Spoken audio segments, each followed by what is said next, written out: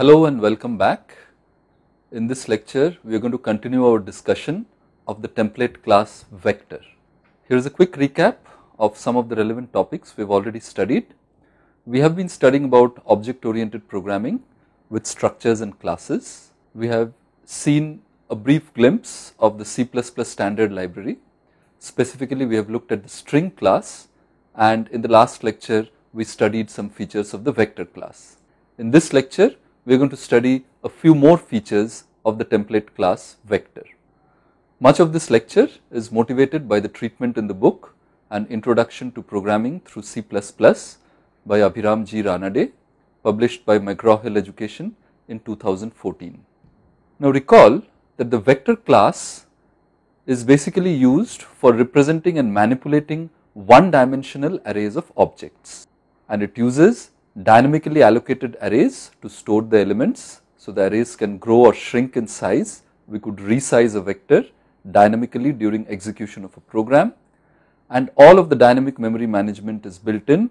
That is why it is very convenient to use the vector class as opposed to a user defined array. Now we have also studied that vector objects are basically container objects. So basically they contain a collection of objects of some other type. We also know that we must use #include vector at the start of a program if we want to make use of the vector class, and truly this class has a large number of very useful member functions, but in the limited time available for our lectures we will be able to see only a small subset of these. We saw some of these in the last lecture. In this lecture we are going to see some more usage of the vector class, and I encourage all of you to study more about the member functions of the vector class from the handout to be provided. Now in the last lecture, we have basically seen vectors of integers or vectors of floats or vectors of characters, basically vectors of primitive data types. However, the vector is actually a template class. So why can't we have vectors of complex data types? Indeed, we can have. Recall that we had studied about a class V3 for representing three-dimensional vectors, and this had several data members which were private, some member functions which were private, some other member functions which were public, and so on. So basically this was a user defined complex data type. Now if vector is a template class, I should be able to write a declaration like this: vector, where the generic type is instantiated by this user defined class V3, and then I could declare a variable V3 vector, and here I am saying that V3 vector is going to be a vector of size 10, and each element of that vector will be an object of class V3. So here I am now defining vectors of more complex data types, and this is as simple as doing this because the vector is basically a template class as provided by the C++ standard library. We could also have vectors of pointers because indeed pointers are legitimate types. So here I have int pointer vec, and each element of int pointer vec is an integer pointer, and here I have another vector called v3 pointer pointer vec, and each element of this vector is going to be of type v3 star star. That is a pointer to v3. Recall that when I declare vectors like this and do not specify their sizes, this vector object gets created with default size 0. So in both of these cases I have basically created two vectors of size 0. However, this is a vector of integer pointers and this is a vector of v3 pointer pointer. Now well, instead of having pointers or primitive data types or user defined classes here, why can't I have vectors of vectors? Since vector with the generic type instantiated by int is itself a class, it is an instance of a template class. So I could use that to define another vector of that class. So here I am saying that x is an object which is a vector, and each element of that vector is going to be an object of this class. And what is the object of this class? This is basically a vector of integers. So here I have basically defined a vector of vectors, once again making use of the template in the definition of the class vector. So as I just said, each element of x is going to be a vector, and each element of x is going to be a vector of integers. Now one thing that you must note is that I have used a space between these two greater than signs, and this is kind of important because if I did not give this space, this would appear like the greater than sign that we use when we are doing input from our standard input. So it is important to put this little space here so that it is very clear that what I am talking about inside is a vector of integers, that is the class with which I am instantiating the template class vector over here. Now since I can declare objects which are vectors of vectors, this basically suggests I can now talk about multidimensional vectors. Now this is interesting because the template class vector is basically used for representing and manipulating one dimensional arrays. However, by instantiating the generic type with a vector of another type, I am now able to get a multidimensional vector. So let us see this example. Here x is declared to be an object of a class vector where each element of that vector x is going to be a vector of integers. Now recall also that we can specify some initial parameters to the vector constructor, and if you recall from the previous lecture, when I write something like this, it basically means that x is to be a vector of size 4 and each of the 4 elements of x are to be initialized with this value. So here I am saying that x is a vector of size 4, each element of x is going to be a vector of integers, and each of the 4 elements of x are going to be initialized by whatever this constructor function returns. And what does this constructor function return?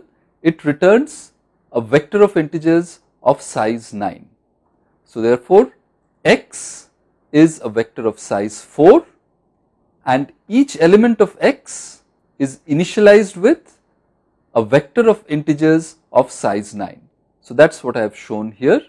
These 4 horizontal rectangles basically denote the 4 elements of the vector x. So x is indeed a vector of size 4.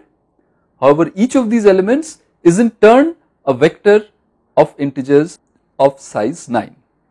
So each of these little blue boxes here corresponds to an integer, and therefore each of the elements of the vector x is a vector of integers of size 9. So you can clearly see here that by defining a vector of vectors, I am able to now talk about a 2-dimensional matrix. How do I access the elements of this 2-dimensional matrix or vector of vectors? Well, it is as simple as this. Suppose I say x2, put parenthesis around it and then say 3. I am really saying please access the element with index 2 in the vector x. So this is the element with index 2. Now that itself turns out to be a vector. So please access the element with index 3 in that vector. So this is the element with index 3, where I am assuming that this is the element with index 0, 1, 2 and 3. Now this kind of access can also be simplified in C++ by writing like this, and here you can clearly see that by defining x as a vector of vectors, I am getting to use x as a 2-dimensional array, like a 2-dimensional matrix. Now consider this very interesting piece of code where I have declared x to be a vector of integer vectors, and I have said that x is going to have 4 elements, but now I am saying that instead of all the 4 elements being an integer vector of the same size, x0 is going to be an integer vector of size 1. This is basically calling the constructor function of the vector class instantiated with integer for the generic type with the parameter 1. So therefore this is going to return a vector of integers of size 1. So now I am saying that x0 is going to be a vector of integers of size 1, x1 is going to be a vector of integers of size 2 and so on for 3 and 4. So therefore here x is a vector of integer vectors. However, the different elements of x are not integer vectors of the same size. So effectively what I have done here is I have created a lower triangular matrix. So x0 is an integer vector of size 1, x1 is an integer vector of size 2, x2 is of size 3 and x3 is of size 4. So you see here that using the features of the vector class, I can also create lower triangular or upper triangular matrices like this. So here I am showing a definition of a user defined class which uses the template class vectors that we have already studied. So this is an example of real user programming that makes use of the template class vector. So here I am trying to define a class called matrix 2D for a two-dimensional matrix of integers, a two-dimensional array of integers.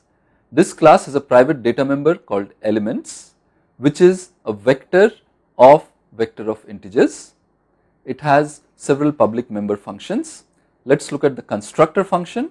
Matrix 2D, it takes two parameters m and n, both of type size underscore t. Well, what is the size underscore t? It is really an alias for unsigned integer, and indeed this is the preferred type in C++ for sizes of objects in memory. So whenever you are trying to refer to the size of an object in memory, in C++ it is good practice to have the type of that, whatever variable represents that size, to have the type of that variable be size underscore t. Size underscore t is also the preferred type for indices when you are trying to refer to individual elements of a string or a vector or other data types. So for example, the find or the rfind member function in the class string that we have studied actually returns an index which is of type size underscore t. Of course, you must also remember that size underscore t is really an alias for unsigned integer. So let us see what this constructor function does. It is actually using an initialization list like we have studied, and in this initialization list it is initializing the data member elements with some value. What is the value? Remember, the data member elements is itself an object of class vector. So the data member elements is actually being initialized with whatever the constructor of the class vector is going to return when it is passed these two parameters. So here what I am doing is I am initializing the data member elements with whatever the constructor of the class vector is going to return when it is passed these parameters.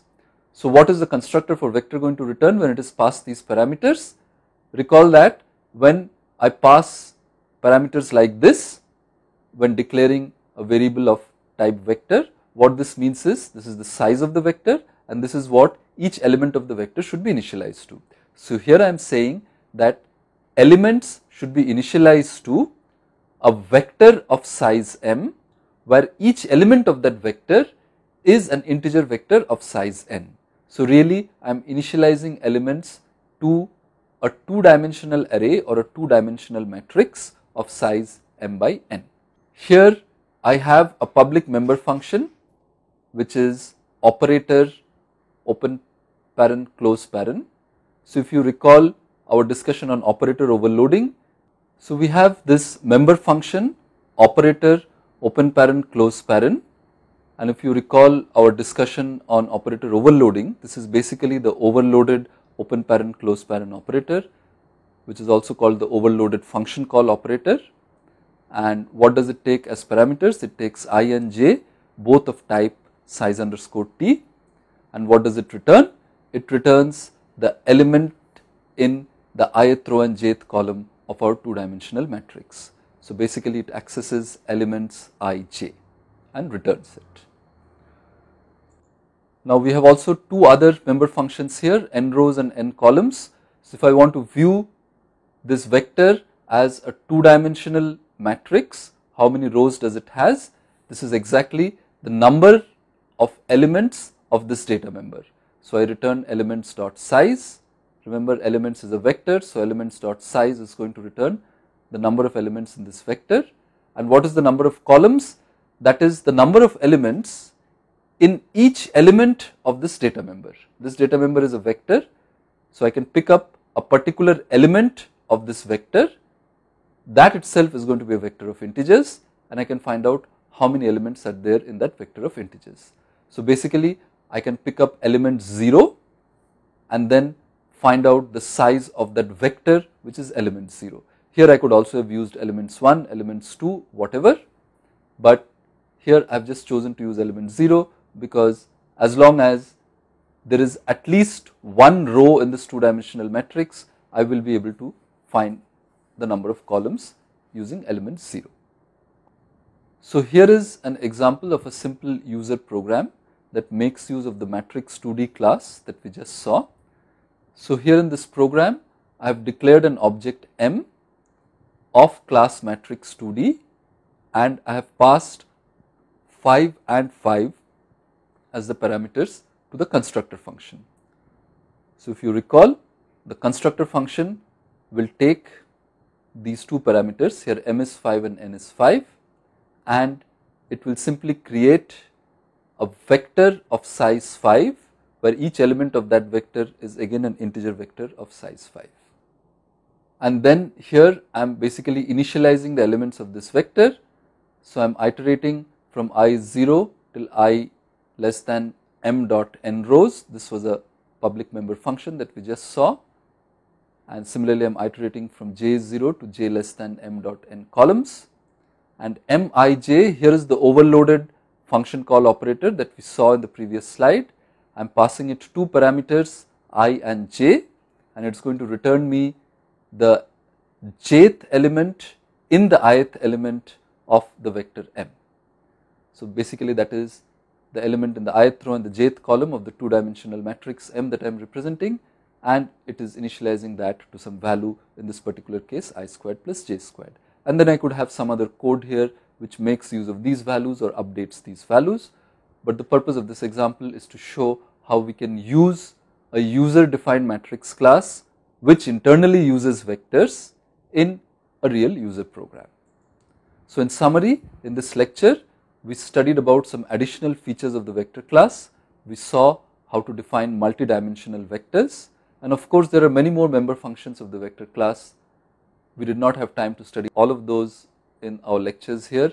I strongly encourage all of you to study those from the handout to be provided. Thank you.